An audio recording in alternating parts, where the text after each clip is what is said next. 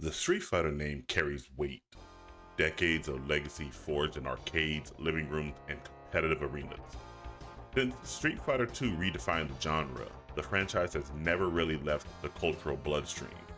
And yet, when it comes to live action adaptations, the legacy is far less honorable. Most people remember the 1994 film starring Jean-Claude Van Damme and Raul Julia, a film that leaned so heavily into absurdity that it became more parody than adaptation. It embraced the chaos, the camp, the spectacle. For many fans, that's exactly why it failed. Now, with the new Street Fighter film on the horizon, one that once again seems comfortable bathing in that same exaggerated tone, the question becomes unavoidable. Does Street Fighter have to be ridiculous? Now, some fans will say yes, it needs to embrace the camp, but that just begs the question, why do they have a problem with the 1994 film? But I digress on that point. That's a video for another day. Because beneath the fireballs and spinny kicks, there is something deeper, something grounded, something human. And that's where Street Fighter Assassin's Fist enters the conversation. Hey everyone, this is Chris Bolts, and I am coming in with a video review of Street Fighter Assassin's Fist.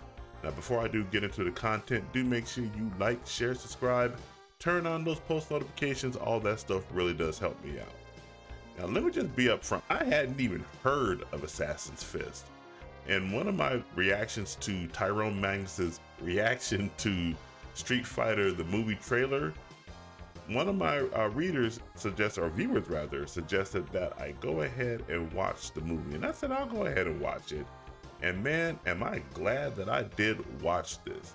It wasn't marketed like a major release, and maybe that's because the show itself was meant for a now defunct television streaming service called Machinima. It didn't have a theatrical run. There was no mainstream push behind it. It simply existed on that streaming service for quite some time until it became defunct, and now it is available on YouTube.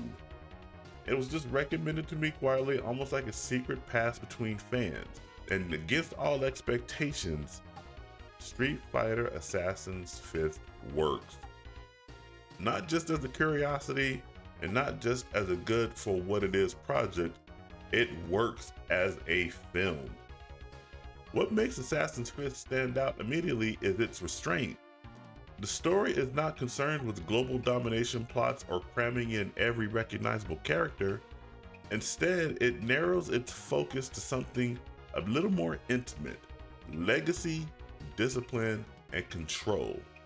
The narrative unfolds in 4 distinct movements. The first and final acts of the movie center on Ryu and Ken Masters, 2 warriors in training under their master Goken. Ryu, an orphan, is quiet, introspective, and searching for meaning. Ken, by contrast, is volatile, sent away by a father who sees him more as a burden than a son, and yet, within the walls of that dojo, something unexpected forms.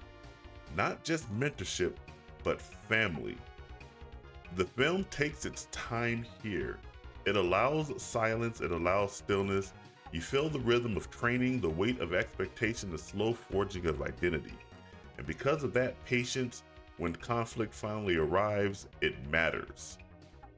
The casting can make or break an adaptation like this. Here, it elevates it.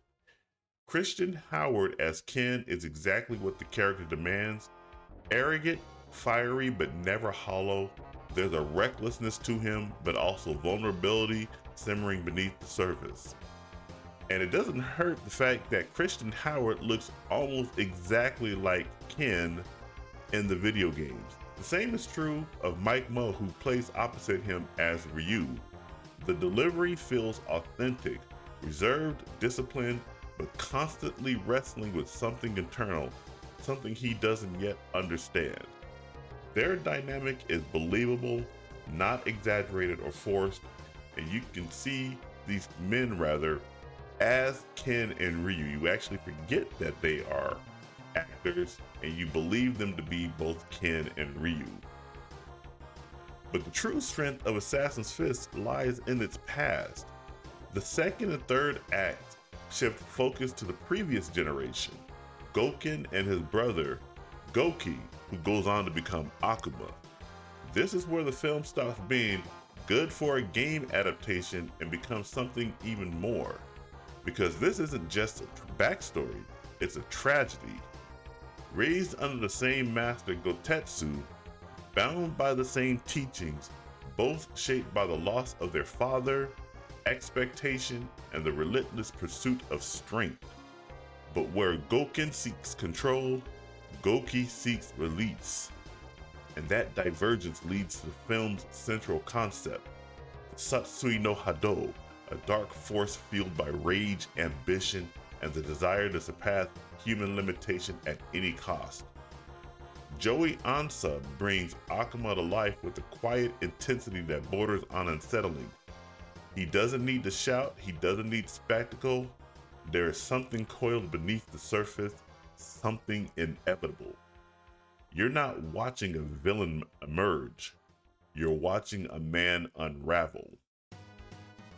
Then there is the craftsmanship.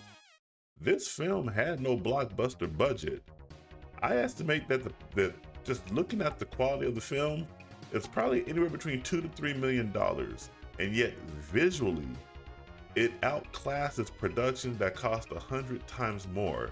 This is back before a time when so many studios rely upon special effects and not enough on practical effects.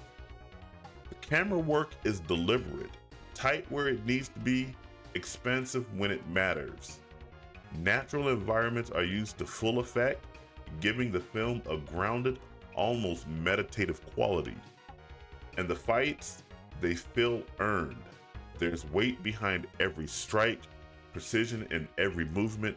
The choreography respects martial arts as discipline, not just spectacle. It makes these Street Fighter-like video game fights seem like they can actually be done in the real world. When techniques are unleashed, they don't feel like visual effects added in post, they feel like the culmination of everything the characters have endured. If there is one weakness, it lies in the special effects. At times, the limitations show energy attacks and supernatural elements like the polish of larger productions. But here's the thing, they don't break the film because the foundation is strong enough to carry those imperfections. In a strange way, the roughness even reinforces the authenticity.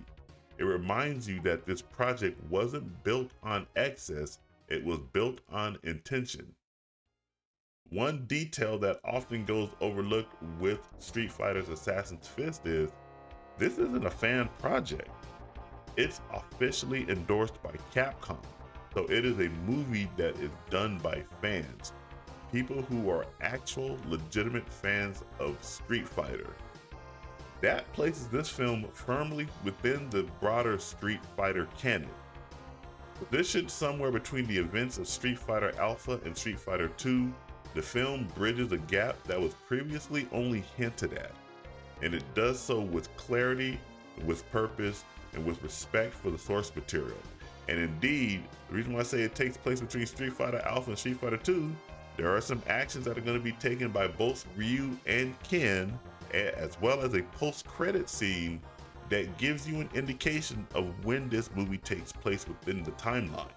So Street Fighter's Assassin's Fist doesn't try to be everything, it doesn't chase spectacle for its own sake. Instead, it asks a simple question.